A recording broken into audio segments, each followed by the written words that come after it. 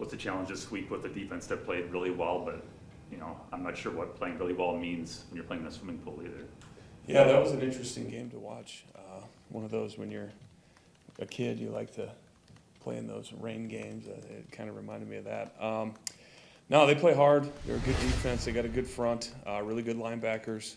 They play fast. That was very impressive to watch them. So it's going to be a big challenge for us, just being consistent and being physical. Aaron and Matt both said after the game that there weren't near enough touches for AJ and for Aaron Jones.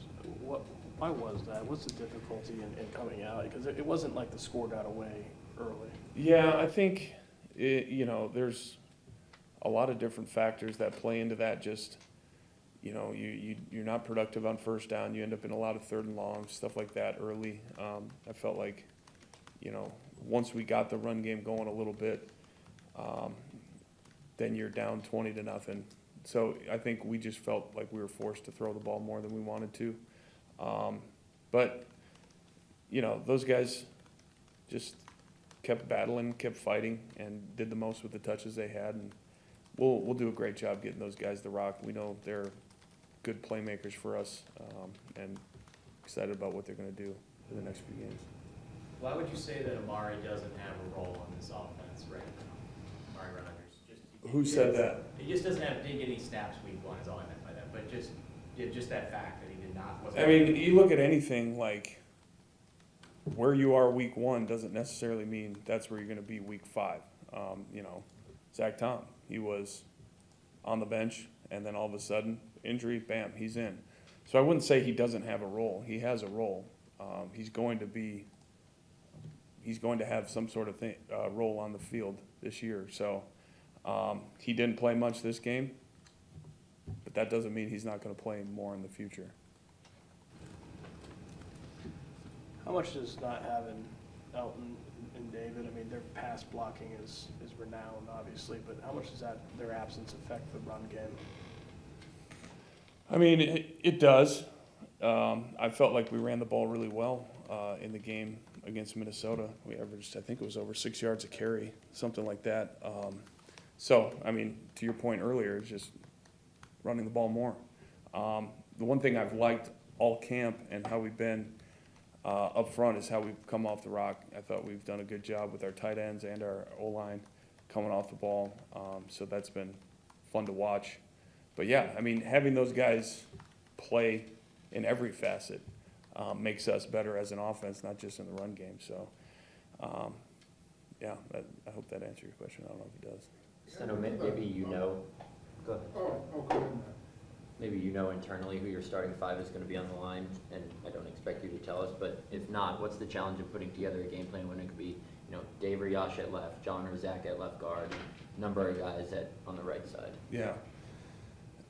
It is a challenge to juggle the reps, because right now reps are limited in the season when you only have, X amount of practices, X amount of reps during practice. So it's just, can these guys be prepared? How much can you put on their plate as far as multiple positions? And a lot of these guys, it's not like last year when you had Billy Turner where it's like, okay, Billy, you're going to go play here.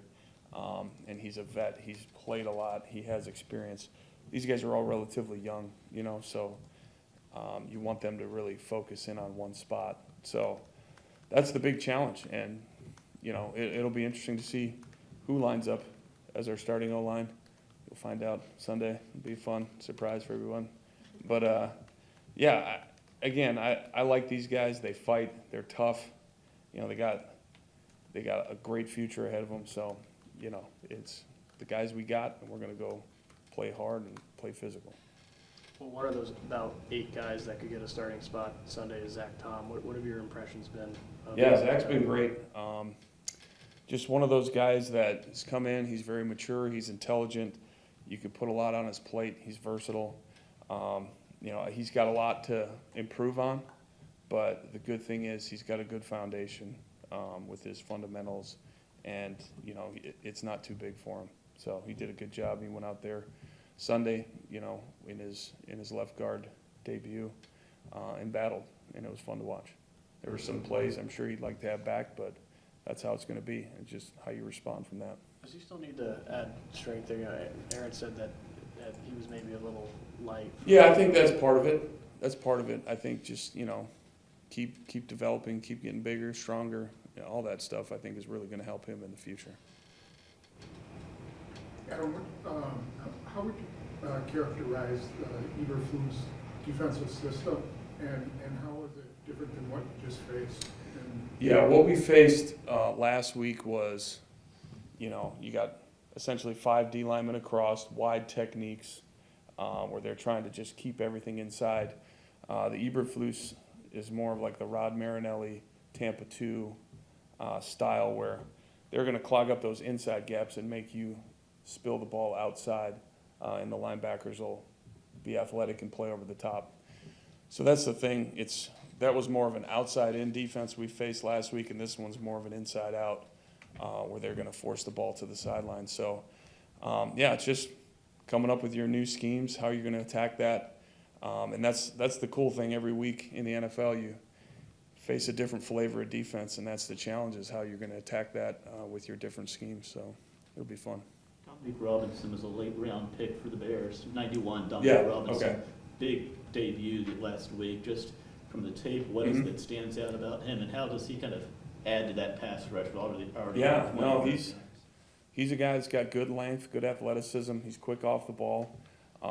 So I think he's one of those guys. The Bears always have some pretty good pass rushers, so I'm sure he's got a bright future ahead of him. But from the snaps that I've watched, he plays with good intensity and, is a problem. What is Allen? I'm going to assume Allen's going to play. He thinks he's going to play, so I'll Yeah, assume he's ask going Allen, yeah. So, assuming he does, what does it do for you, just getting a game plan ready and getting plays set up for certain situations to have a proven guy out there? Yeah, no, it does. It's always nice to have those veteran guys, and not so much, all right, this stuff's set up for Allen, but if he's in there, he's going to do the dirty work, the blocking, the things that you might not see on the stat sheet, where you got a reliable guy in there that's going to be physical.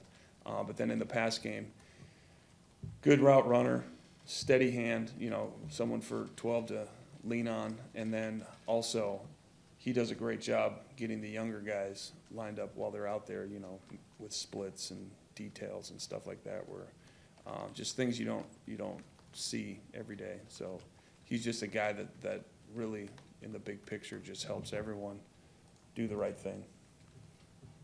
What did you think of Tonyan with the snaps he got first game action? Yeah, it was really encouraging. It's one thing every week. You just got to keep adding a little bit more to his plate, and hopefully in a few weeks he's all 100% ready to go. But it was great to see him out there running, catching. He's a playmaker for us, so that was nice to see.